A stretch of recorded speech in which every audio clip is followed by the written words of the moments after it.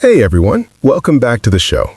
Today we are doing something a little different. We are not going to talk about a grammar rule or a pair of confusing words. Today we are going to talk about something that matters even more than any grammar rule. We are going to talk about the moments when you feel like giving up on English and why you must not.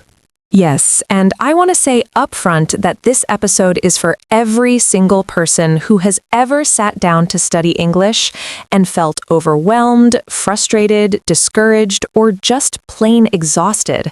This episode is for you. And if you have never felt that way, then you probably have not been learning long enough yet, because every learner goes through it. Every single one. And we want to talk honestly about what those moments feel like, why they happen, what you should understand about them, and most importantly, what you can do to get through them and keep going. So let us start with the question that many learners are afraid to even ask out loud. Why is this so hard? Why does English feel impossible sometimes, even after months or years of studying? The honest answer is that learning any language as an adult is genuinely difficult. It is not difficult because you're not smart enough or not talented enough.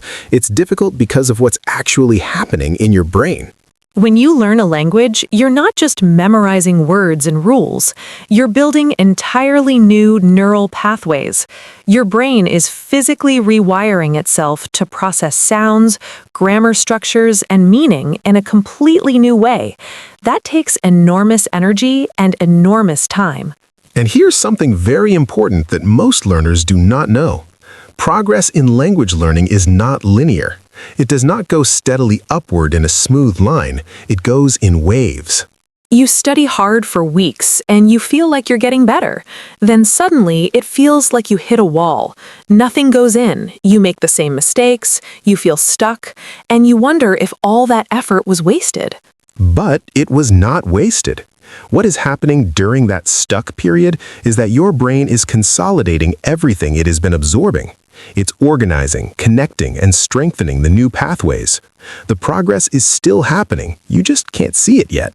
This is called the learning plateau, and every language learner hits it, often more than once. It's not a sign of failure, it's a sign that your brain is doing deep work beneath the surface. Think of it like planting seeds. You plant the seeds, you water them, and you don't see anything for days, weeks. And you start to wonder if anything is growing, and then suddenly things start to break through the surface. The growth was always happening underground, you just had to keep watering. Now, let's talk about some of the specific things that make learners feel like giving up, because I think naming them helps. The first one is the comparison trap. Learners see other people online who speak English fluently and effortlessly, and they think, why can't I do that? They forget that they're comparing their behind the scenes to someone else's highlight reel. You are seeing someone who has been learning for years, someone who has made thousands of mistakes that you didn't see, someone who spent countless hours that you don't know about. You are not seeing their struggle, you are only seeing their result. And comparing yourself to a native speaker is even more unfair. Native speakers had 18 years of daily immersion before they were even considered adults. Give yourself the grace to be where you actually are in your journey. The second thing that makes learners feel like giving up is perfectionism, the feeling that every mistake is a failure, that getting something wrong means you're bad at English. But mistakes are not failures. Mistakes are the actual mechanism of learning. When you make a mistake and notice it and correct it, your brain encodes the right version more strongly than it would have if you had just read a rule in a textbook. Think about how a child learns to walk. They fall hundreds of times. Nobody looks at a toddler falling and says, "This child is terrible at walking." Everyone understands that falling is part of learning to walk. Your English mistakes are your falling. They are not signs of failure, they are signs that you are in the process of learning. Every mistake is a data point, information about what to focus on next. The fourth thing that discourages learners is the feeling that they can't understand native speakers when they listen. They study diligently, and then they watch a film or listen to a podcast and understand almost nothing and feel crushed. This is one of the most common and most painful experiences in language learning, and here's what you need to know. Listening comprehension lags behind other skills. It is almost always the hardest skill to develop, and it takes the longest to improve. Native speakers speak at a natural pace with connected speech, contractions, reductions, and accents. They're not waiting for you, they're communicating with each other at their natural speed. But the more you expose yourself to that natural speech, the more your ear adjusts. It's like your ear has to be trained separately from your reading or writing. The more you listen, the more your ear catches up. Do not avoid listening because it's hard. Lean into it. Listen to things slightly above your level. It will feel uncomfortable, and then gradually it will feel less uncomfortable. That discomfort is your ear learning. The fourth thing that discourages learners is the sheer size of English vocabulary. English has an enormous number of words. Learners sometimes feel that no matter how many words they learn, there are always more. It feels endless. But the truth is, you don't need to know all the words. Research shows that knowing the most common 3,000 words in English allows you to understand about 90% of everyday spoken and written English. 3,000 words is a realistic and achievable goal. And vocabulary grows naturally through exposure. The more you read and listen, the more words you absorb without even consciously studying them. Your vocabulary is growing all the time, even when you're not actively memorizing. Now, let's talk about what you can actually do when you feel like giving up. What practical steps help in those difficult moments? The first thing to do is to reconnect with your reason. Ask yourself why you started learning English. What was the original purpose? Was it for work, for travel, for a relationship, for education, for personal growth? That reason is still there. Whatever motivated you at the beginning has not disappeared. It is still valid. It is still waiting for you. Go back to it. Write it down. Put it somewhere you can see it. When the process feels hard, the reason is what gets you through. The process is temporary. The reason is permanent. The second thing to do is to lower the pressure. If you have been sitting at a desk doing grammar exercises every day and dreading it, then change your approach.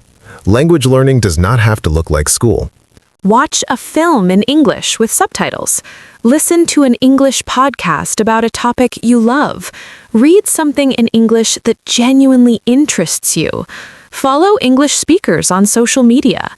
Change your phone language to English. Any exposure is good exposure. It does not have to be formal study. The brain learns from enjoyable input just as well as from structured study, sometimes better. The third thing is to celebrate small wins, not just the big milestones. When you understand a sentence that you would not have understood 3 months ago, that is a win. When you use a new word correctly for the first time, that is a win. When you understand a joke, that is a win. Keep a small record of things that got easier, moments when English clicked, a word you learned, a phrase that stuck, a conversation that went well. Looking back at that record on hard days will remind you that you are moving forward. The fourth thing is to remember that fluency is not a destination you arrive at. It's a direction you travel in. There's no finish line where you suddenly become fluent and never struggle again. Even native speakers learn new words and encounter language they do not understand. Fluency is about communicating effectively. It is not about perfection. The goal is to be understood and to understand. And that goal is much more achievable than the impossible standard of perfect grammar in every sentence. The fifth thing is to find community. Language learning alone in a room can feel isolating and discouraging. Finding other learners at a similar level, joining conversations, taking lessons, or even just following communities of English learners online can completely change your experience. Hearing other learners talk about their struggles makes you feel less alone. Seeing how far others have come gives you hope. And having people to practice with makes the whole process more alive and enjoyable. Now, let's talk about something that I think is really important and that most people do not talk about honestly in language learning content. Yes, please. Some days you will be brilliant. You will speak fluently, understand everything, feel completely confident.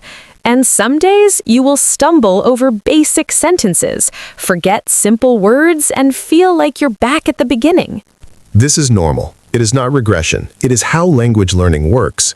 Your good days and bad days are not a measure of your actual level. They are affected by how tired you are, how stressed you are, how much sleep you got, how much you've been using English recently. Bad language days are like bad sports days.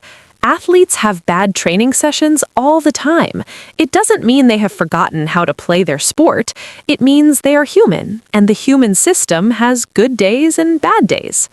Be as kind to yourself on a bad English day as you would be to a friend who had a bad day at work. You wouldn't tell your friend they're hopeless. You would tell them tomorrow will be better. Tell yourself the same. Tomorrow will be better. And it usually is. Now let's talk about something that gives many learners real long-term fuel for the journey. What's that? Falling in love with the language. Not just studying it as a tool, but actually enjoying it.